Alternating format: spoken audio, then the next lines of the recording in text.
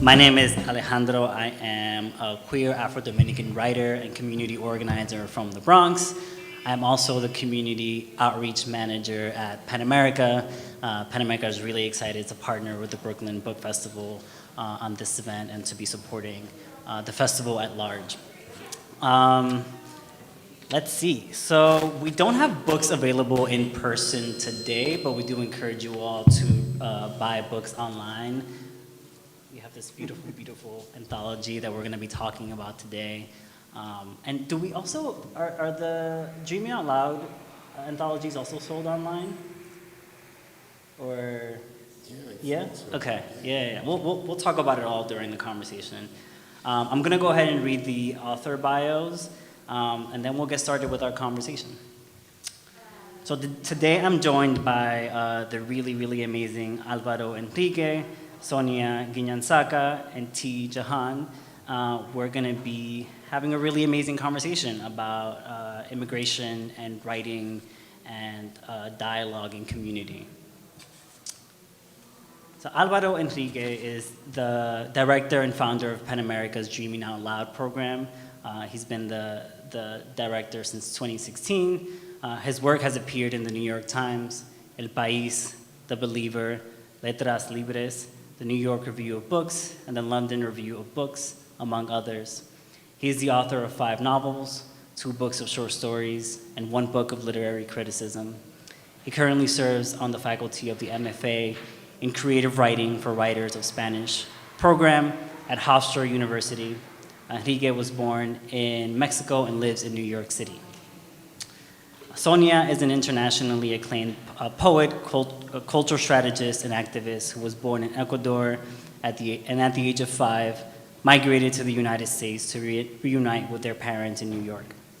They have been awarded residencies and fellowships from Voices of Our Nation, Arts Foundation, i.e. VONA, Poetry Foundation, and the Hemispheric Institute for Performance and Politics, among others. Sonia self-published a debut chapbook, Nostalgia and Borders, and contributed to the new edition of the Colonize This anthology, and This Is Not a Gun. They are the co-editors of the recent Migrant anthology, Somewhere We Are Human, which is this beautiful book with this beautiful, beautiful cover. TJ is a writer working on a novel set in 1970s Bangladesh, 2 children's books, as well as narratives, poems, and memoirs to bring awareness to Asian immigration and diasporic experiences. Their work has been published in The Margins, the Gagosian Quarterly, Guernica, Pan America's Dreaming Out Loud anthologies, Exposition Review, and more. Perhaps equally important and relevant, they are teaching themselves piano, as you might have heard earlier, and take aphorisms on satchels of tea very seriously. If you could welcome these folks with a round of applause, that would be amazing.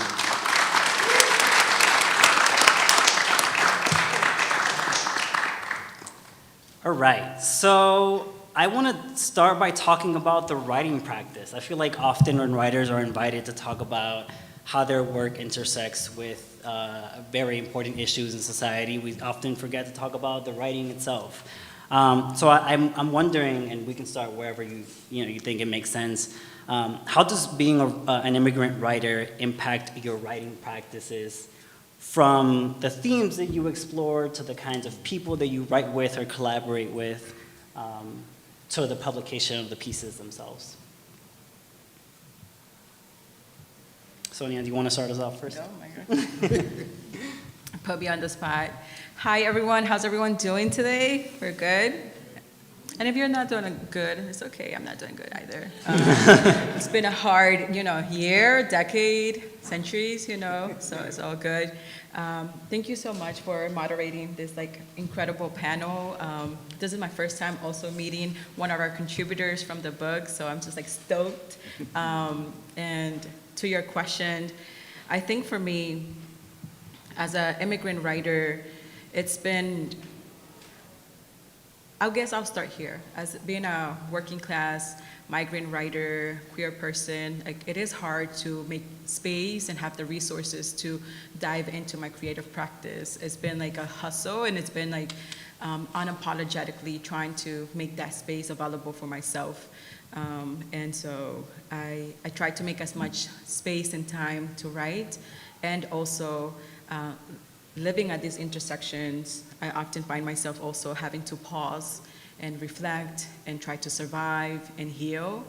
And so that also takes a big chunk of my life, since we're in this country that just, that brings up a lot of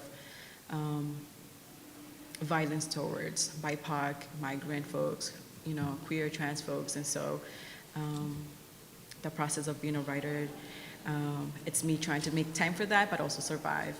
And then in the themes that come up for me as a writer, for a very long time, it has been about migration and borders. And I feel that was a lot of pressure put on to me by the field, by the movement space, demanding a certain type of content.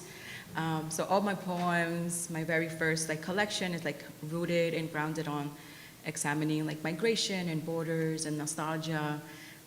It's not until recently that I've given myself permission to lean into the joy, lean into the pleasure, lean into outside of what people may conceive of migration and migrants.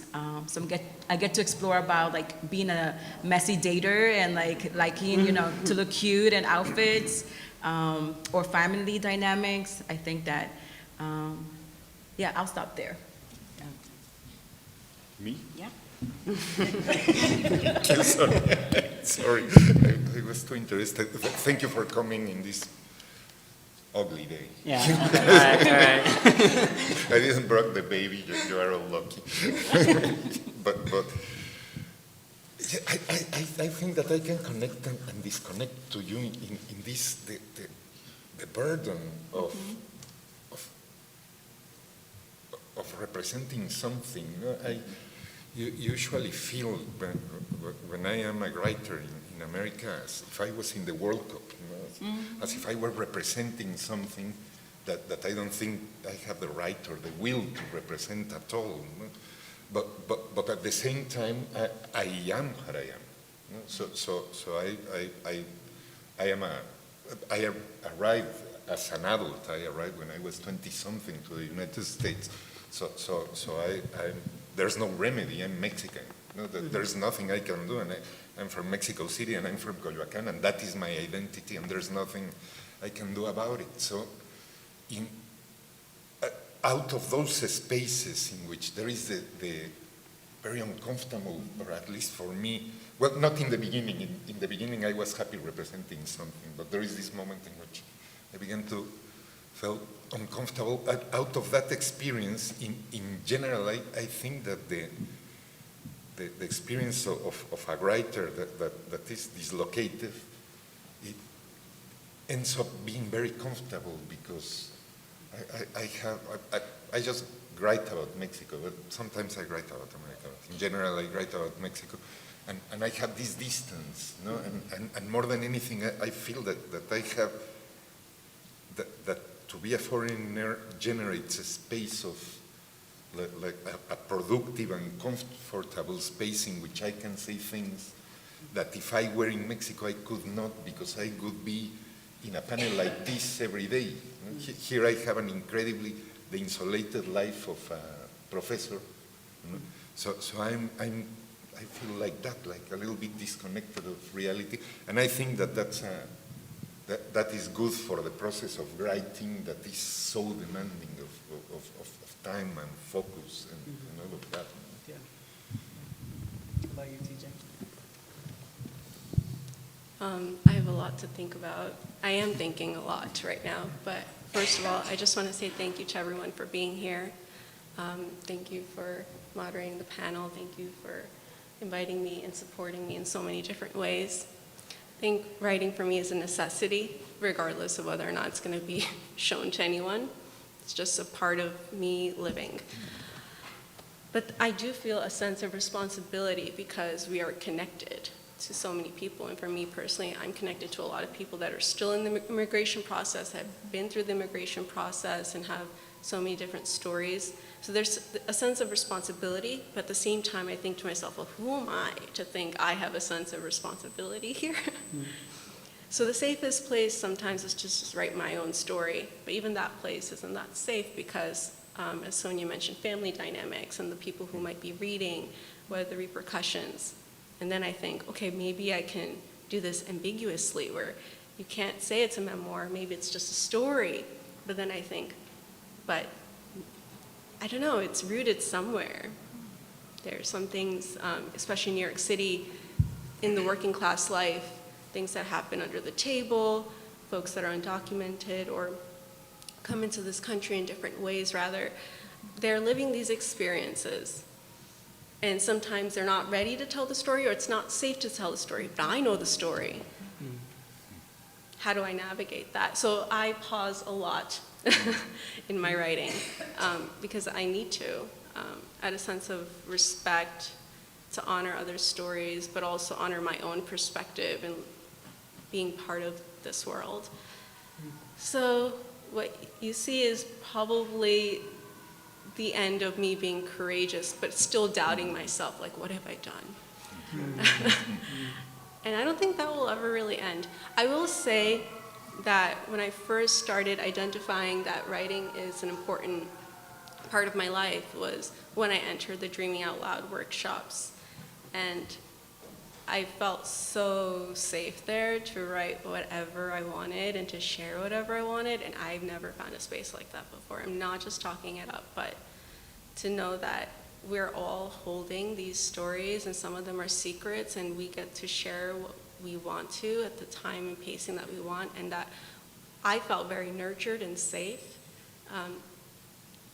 And I think it's been 3 years now since I entered that Dreaming Out Loud space through PEN America.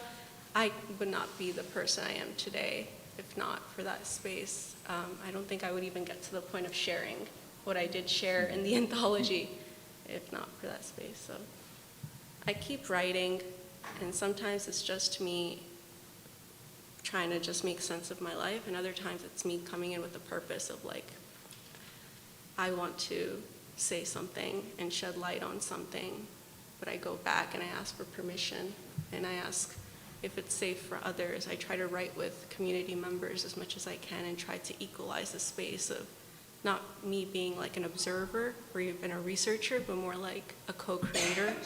And I think it's possible. I think we just need to work towards it and talk towards it as much as we can.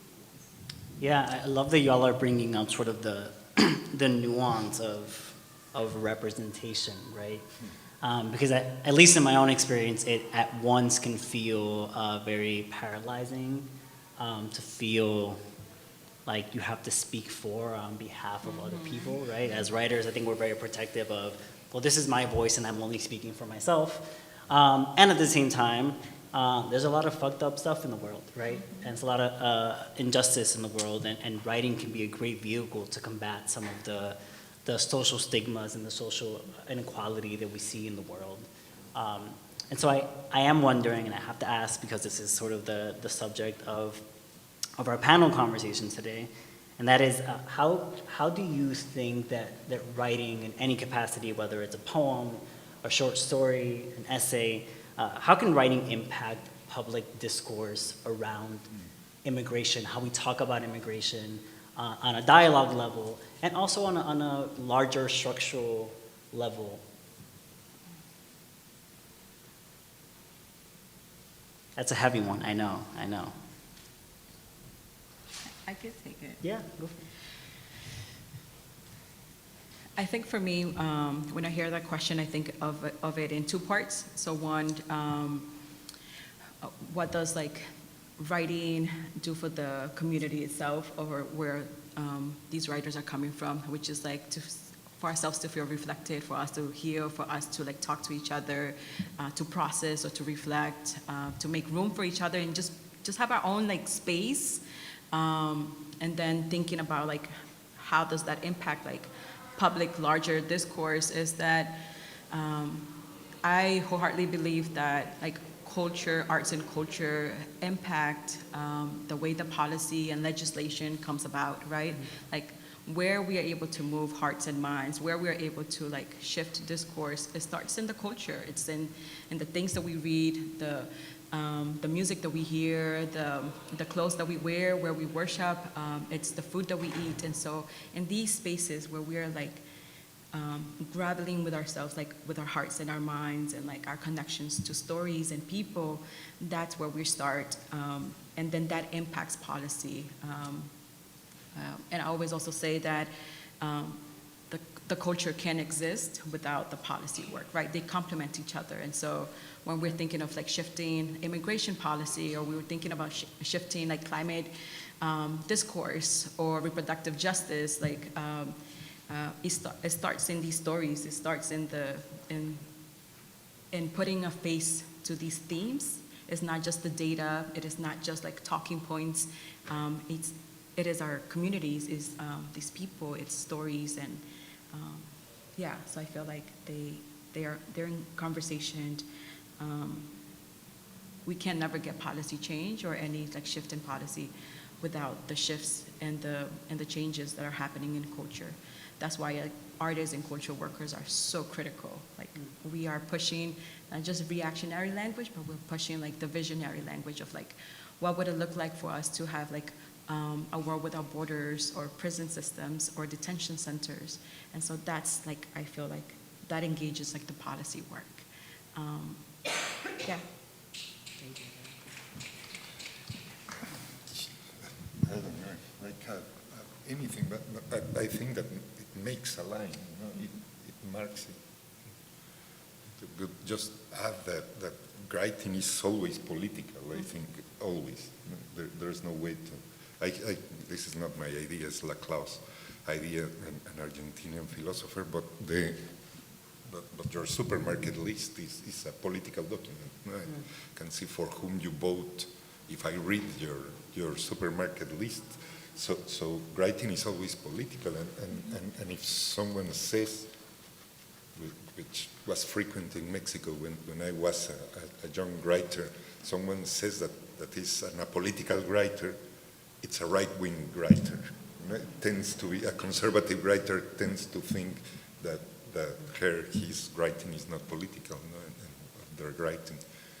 But there's no way to avoid the political problems getting into your work.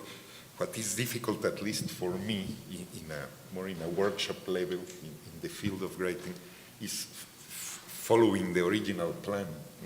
I always begin writing thinking that I will complain about something, and I end up complaining about another thing. but there is always this political rage that becomes capital when you are writing, and writing is an act of capitalization, of that despair, I think. Well, I consider writing art, and art is meant to transform. So personally for me, when I write, if I feel like it's healthy for me, then hopefully I will transform in a positive way. And even if it's just one person I get to share it with, who knows where that could lead. Even the act of sharing for me could mean a lot, and it's like a ripple effect or a butterfly effect. But I will say that in writing, I think it also means that whatever you're writing about, it shows to yourself you're clearly invested in this topic. And I believe that's a sign. So for me personally, the writing that came out of working with immigrants, for immigrants as an immigrant, led me to realize, like, I want to keep working in these spaces. I want to keep working with my community. And so right now I'm in a doctoral program, and I'm very concerned about migrants coming from the border to reunite with their families. And now my role has changed. I'm still a writer, but now I realize, like, I'm in a space where there's going to be a different type of writing needed to make sure that migrants are supported and receive the social services that we are all entitled to in living in this country, in my opinion. Again, writing's political, everything's political, right? Wearing a lot on my sleeve right now. But it's because I'm so invested that I'm going to continue down this path. And I believe there's a synergy there. There's a synthesis my creative writing informs my research writing, I don't know, academic writing, I suppose. And that's not going to stop. It's going to inform each other, but the end goal is pretty much the same. One might be for healthy expression, but for me intimates that I'm so deeply connected to my people, who is, honestly, everyone's my people, but the community that I work with. And again, if writing is life and writing it means breathing, then my work with my community is life. My work with my community is breathing. That's what it intimates to me, at least. Yeah, that's so beautiful and important. I also want to reflect some of what you all are saying around the intersection of writing and activism. One of my favorite poets, June Jordan, whose parents were Jamaican immigrants, June Jordan talked about the intersection of writing and community, and she talked a lot about the importance or the role of the writer in the movement, right? We are often in our social justice spaces responding to oppressive systems or responding to violence, but she talked a lot about how writing can actually push us to move beyond the response and to really imagine the kind of world that we want to live in. If it doesn't look like what it looks like right now, then it has to look like something else. And writing really has the capacity to push us, both as writers and also our readers, to really imagine what the world can look like when it doesn't look like all of this oppressive stuff that we're responding to all the time. I also want to bring up what you all are highlighting around community and the importance of community. You all, in a lot of different ways, have led and created communities. Álvaro with Dreaming Out Loud, Sonia with this beautiful anthology, TJ with participating in both. I'm curious to hear about some of the challenges that you all have faced in trying to create community for migrant writers. And then equally some of the triumphs, some of the things that have gone really well, the really exceptional things that you've seen come out of these community spaces that you all have either created or been a part of.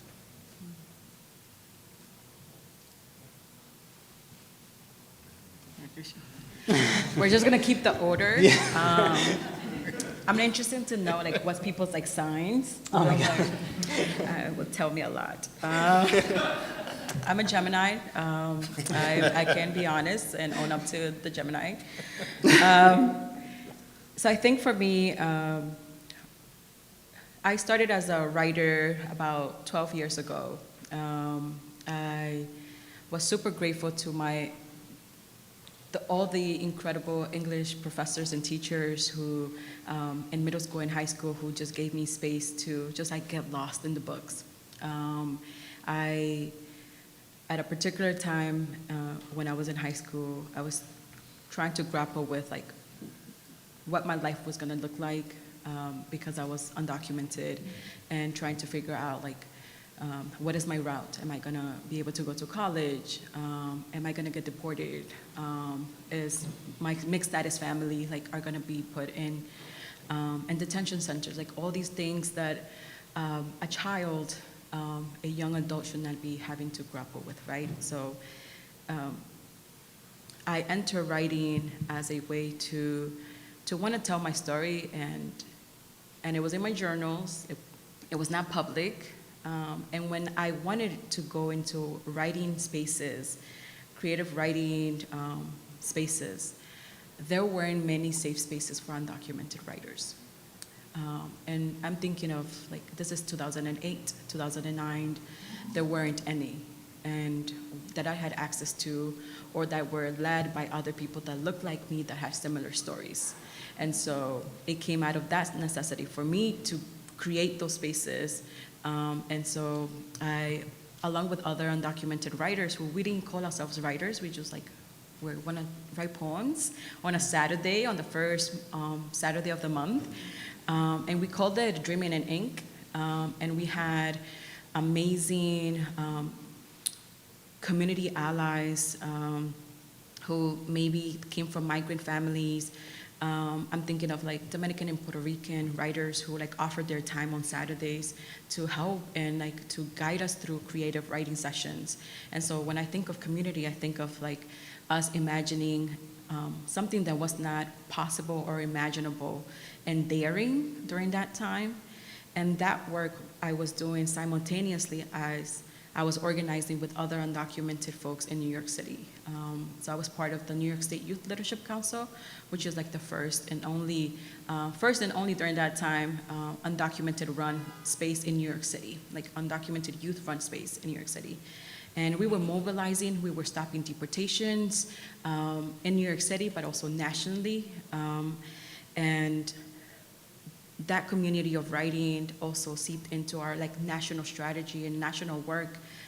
As we're pushing for policy, we were gathering to tell stories. We were gathering to share poems, doing, like mini slam competitions between each other, and also like overlapping with other artists. So working with visual artists, musicians, videographers, and I think that's what I think about when, like, the incredible work that can come with when we're able to work with community and build out like this like nourishing and sustainable ecosystem of us, right? And to be part of a movement and fighting for liberation and centering our art and our cultural work. The hardship with that is also there wasn't funding, there wasn't resources. We were simultaneously worried about our own immigration cases. And yeah, even to different literary spaces, they closed the door. They, even if they said, it's migrant friendly, they were still asking for your social security number. They were still asking for, like different kind of proof. And we're like, we have to lead now an undocumented 101 session when we just want to show up as artists. Like there's this extra layer of us having to advocate.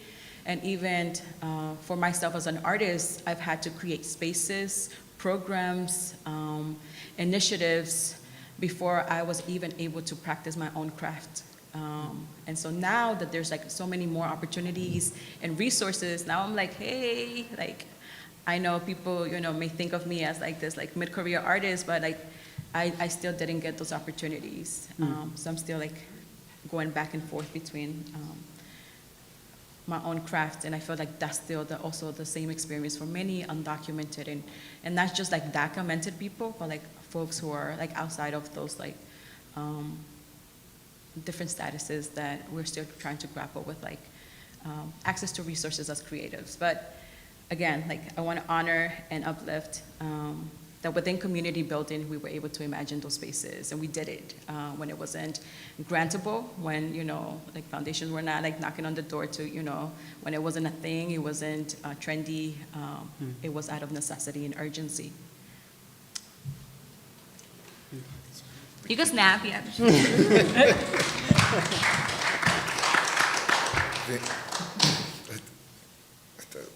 I think that the person who writes is a person that thinks very slow. I am a very slow thinker in general. So I'm still, I'm still pulled in what you were saying. And then between this thing that you said, between reactive and visionary language, I wish we could talk about that forever. The notion of visionary, of literary writing as visionary writing, there's a big door there, so it's a little bit difficult for me to focus because I'm like between these two super interesting ideas. I could speak in an experiential way about this. And when we were organizing the Dreaming Out Loud workshop, like 6 years ago or 5 years, I don't know, it was a lot of years ago, we didn't have an idea of what we were doing. We really didn't have an idea. We had many different ideas. The idea was, it was organized originally for an event in the Penn World Voices Festival. That's how frivolous it was. And the idea was to organize a workshop in which migrants could have an opinion, you know, because there was this very ugly thing happening in the border, and we didn't know how to deal with it. So we came with this idea of working with dreamers, and I'm like 100 years older than everybody in the room, and I'm a Gen Xer. I think that's what I am in English. So I come from, and I grew up in Mexico City when Mexico City was under a National Socialist regime, the National Revolutionary regime of Mexico that began in 1921, and then in the year 2000. I grew up in the 70s there, you know, which is like toxic land. Everything was toxic and everything was like. So I came from that world, and I was like competing as a writer in this incredibly difficult city. And then this opportunity comes, no, to make a little island of creative space that will be out of the currents of like big publishing in New York. Everything is like too big for a writer in New York. I have that feeling that everything is completely blown out of proportion in this town that I love too. You know? But nevertheless, how to produce a space, there was not even then the language. We didn't have the concept of safe space. You know, it was like, how do we make a space where people feel that they can talk? You know? And everybody says this thing about everything, but in this case, for me, it's real. You know, who really learned in those first workshops was me, you know, because we didn't have the tools to generate a space in which there, for example, that was not competitive. If anyone has made an MFA in America, it's just brutal. It's like swimming in the Olympics. No? It's like it's awful. How do we do this? So we did all these protocols and ideas and work a lot. And at the end, when the first cohort of young writers arrived, it was incredibly easy because we were all somehow in the same circumstance. So little by little, after a few sessions, everybody was beginning to feel comfortable speaking, and because the idea was to never have any vertical action in the workshop. That was it. But this, I'm sorry about the slow thinking, but what matters is the next step, that there was this formal workshop that happened before the festival, ended up in the festival. The first reading was in the New Yorker Poets Cafe. Donald Trump had just announced his candidacy, saying that I am a rapist and a drug dealer and as a Mexican. So there was certain electricity there. No? So we are writing, and then we arrive to the reading, and there is the moms in the audience, and there is like 2 or 3 disoriented Americans that who knows why go to see our reading. It was like the last event of the festival, no? So it was really late. All the stars had left the town, and we were there, and there was certain electricity. And it finishes, and it's like, well, let's go have dinner. Yeah, so we went to Katz to eat, and once we're eating, some of the young writers, Amalia, says, and what we do next Friday? It's like, it's fine, no, it was great, but now what happens next Friday? And she was like, I don't have a social life. And I was like, I don't have a social life either. I'm a dad. So we began to meet on Fridays with the incredible generosity of Penn. They would open to us the door at 4, this thing of getting the spaces, no, feeling safe in space. And we would work there from 4 to 6. And then we would close the office, right? We would like clean the trash cans and close the office. And it was there where I think the real miracle happened in that space that was completely deinstitutionalized, because it was just a group of people who was trying to write and say things and that had certain anger some terror, what you were saying, let me announce that it just gets worse and worse. And I'm more insecure every minute that happens. It never improves. But this was an incredibly open space to which the people flow. But people just arrived. In the beginning, it was only young people because this was organized with CUNY. But then on Fridays, this lady from Afghanistan arrived and she was writing an autobiography that was, by the way, fantastic. I hope she finished it. There was these two friends who were one Russian and one Ukrainian. I would love to know what happened with that friendship now. Now I'm sure they are being friends. But people began to flow. And it was like that, a completely disorganized, completely no-institutional. We had that beautiful space that was the office of Penn. But I think that what produced that space of comfort in which we lose so much time writing protocols, etc., was that we were in some sort of bubble that was voluntary. The email was always, I will be there at 4 if anyone wants to arrive, and people arrived. And I think that it worked very well. With the quarantine, things have become complicated. But I think that the less rules, the better. Yeah. That's the only thing that I would say. Yeah. All of that just to say that. PJ, can you speak from your experience on the other sort of as? Yes, definitely. I really appreciated that the space was open-ended in so many different ways. You didn't know when it was going to end, so you just kept showing up.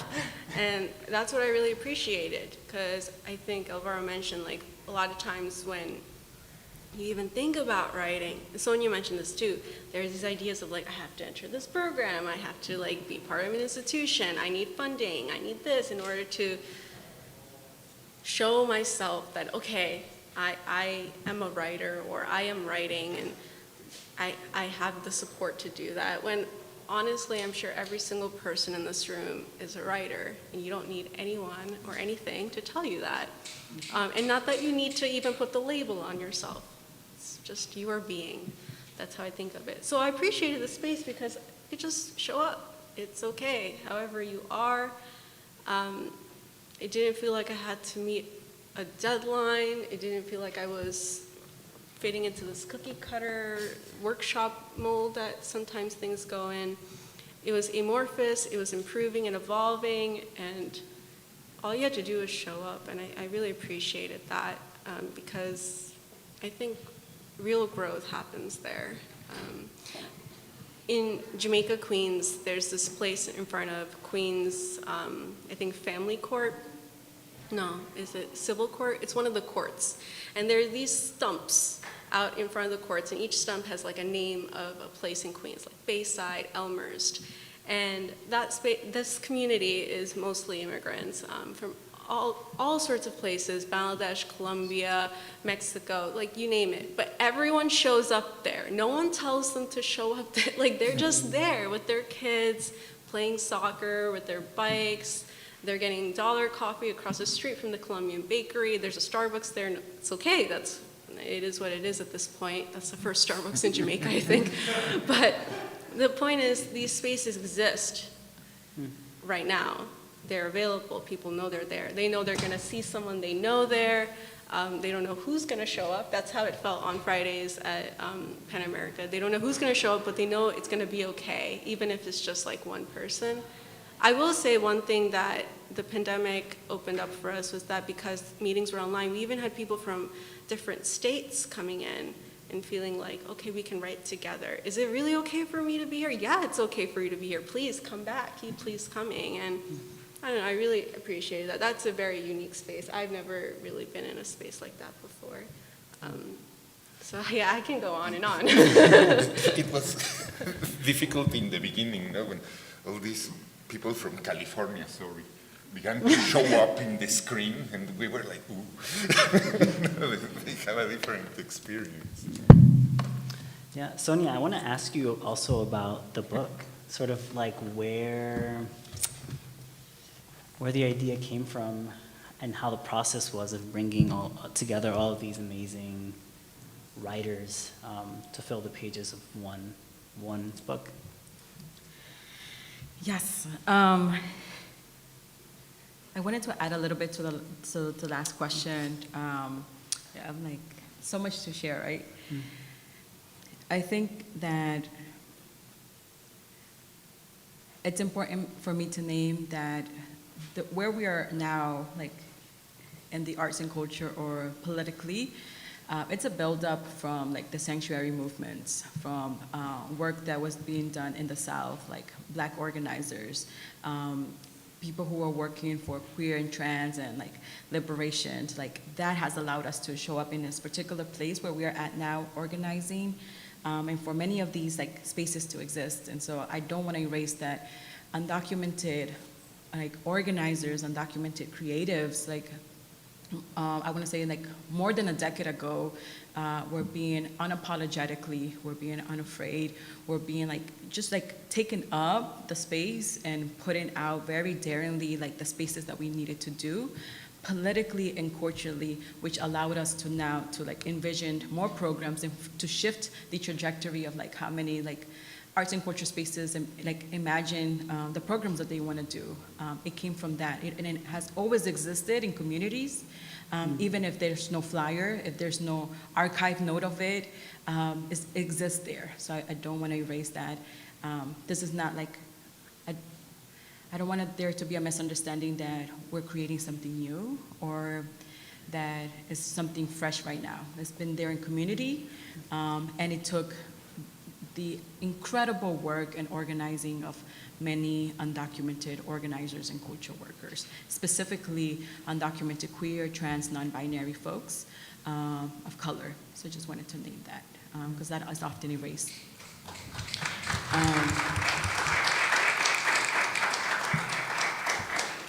For Somewhere We Are Human, the anthology, switching conversations now,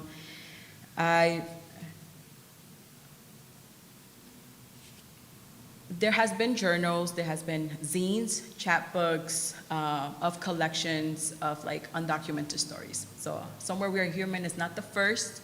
There's also like the anthology as well. Like there's so many like incredible pieces of work, collections that are out there. For me specifically, for Somewhere We Are Human, I think the timing was right. There was like something happening in the universe outside of like COVID-19 pandemic. Like there was something happening, and I want to say it was very late in the publishing world for them to want to invest in a book like this. Like it was about time. Like publishing world is about time that you're investing in content and books that were done by editors who are undocumented or formerly undocumented, right? So grateful for HarperCollins for wanting to invest in this book and this anthology. Reina and I, we share the same agent, and in my conversation with my agent, I've shared that I've had a vision of putting a collection together, and there hasn't been the right time. There was an attempt to do it like maybe 7 years ago, 8 years ago, and it wasn't just the time. And I don't know what happened, but that 2020 things, I don't know, it was like Mercury and like the reggaeton, all whatever it was. But it was like the right timing, and we came together, we proposed this to HarperCollins, where we're very explicit that we did not want to only focus on dreamer stories. We wanted to expand, and myself as a queer non-binary person, I wanted to make sure that this like collection was like hella queer, hella like, like voices of like communities that I've worked with and organized with. Our vision for this was also to not just like think very academically or scholarly or think about borders and immigration in a particular way or in a very good immigrant way. We wanted to like show complexity. We wanted our writers to like to bring the nuance, to talk about things that maybe are not seen as like conversations about immigration. We wanted it all. And we also advocated for all of our writers to get like paid, and make sure that they were getting paid something that was sustainable and substantial during a pandemic. We wanted to make sure that the book design too was by an undocumented artist. The audiobook itself, the people who are the narrators, they're also fellow non-binary people. What else I can say? And the Spanish translation of it that comes out in January, we also wanted to make sure that we were including a range of Spanish, like dialect of people, not just from like Mexico, but people who were coming from like the Dominican Republic and who were not gonna change the text. We wanted to honor like every person's like connection to their homeland and their language in the ways that they wanted to be seen. So yeah, this book happened during the pandemic. We had an open submission process too, where we had over 100 submissions. We were so grateful and so honored that people took the time because we knew it was a hard time. There were many of our writers who had lost people, people who that themselves also had COVID, who were dealing with their own immigration process simultaneously. There were writers who had to pull out, and we had to make a conscious effort, a decision to ensure their safety. They had to pull it out. Like all of this was from a place of love and care and intention.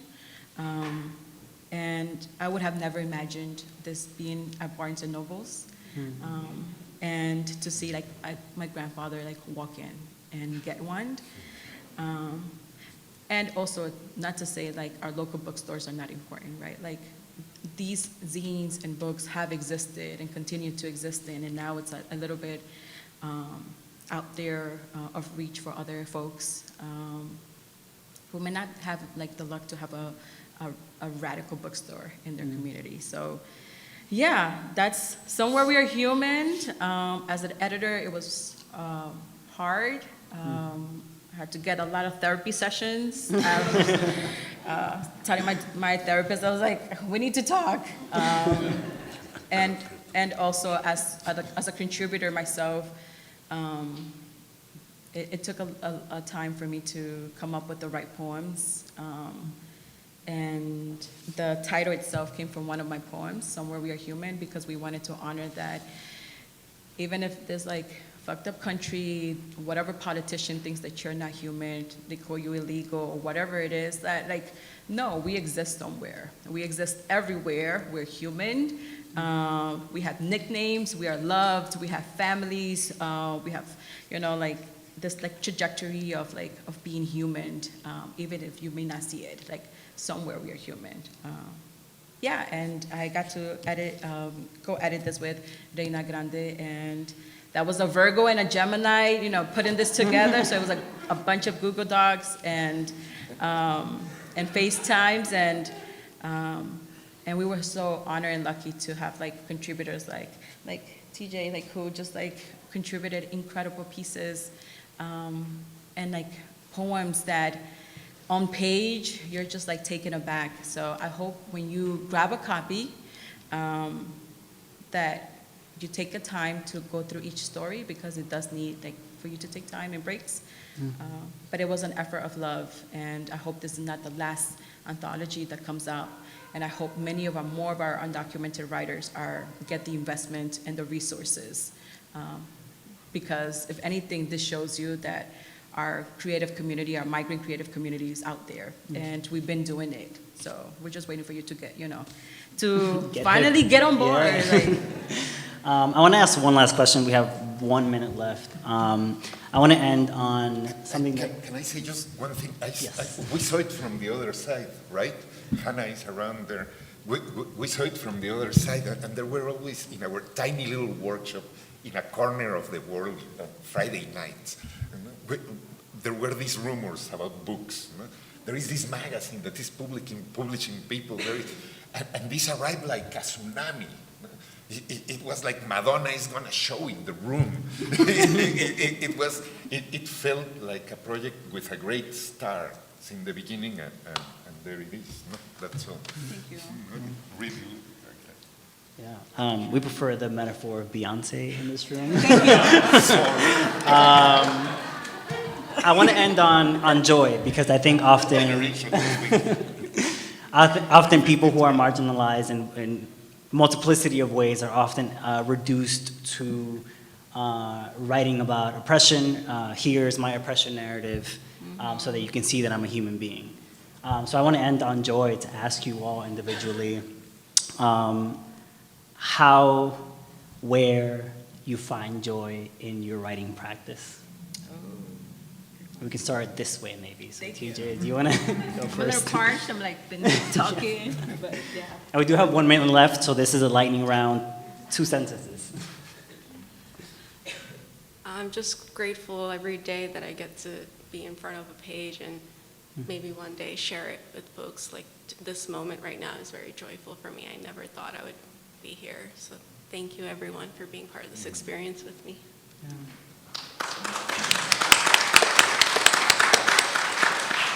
I can't defeat that. So. Just that writing is just, I have children, you know, so I cannot write all the time. I have a job. So the periods of writing are periods of absolute happiness for me.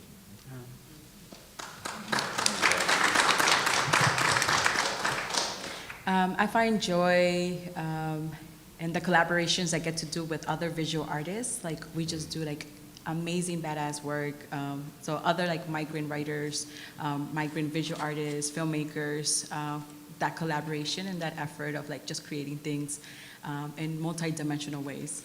I feel like that brings me joy. So we're not just sticking to the page, but we are like all senses, like all elements.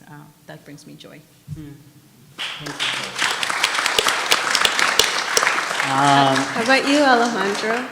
What brings me joy? I think it is connecting with people. Writing can be a very, and I think it has to be sometimes a very lonely practice.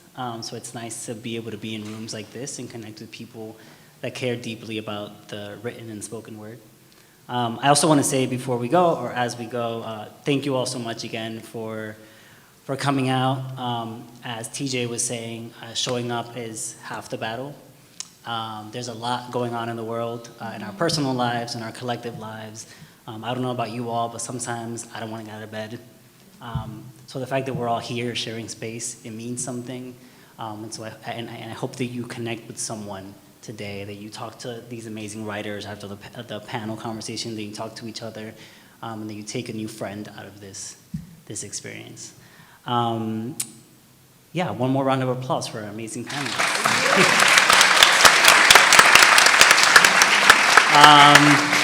I believe that we do have an event at this space in a few minutes, so we're going to usher you all out of here very, very slowly, and we'll see you out there. Thank you all so much. Thank you, Alejandro. Thank you. Gracias. Let's do a photo. Should we sit? Okay.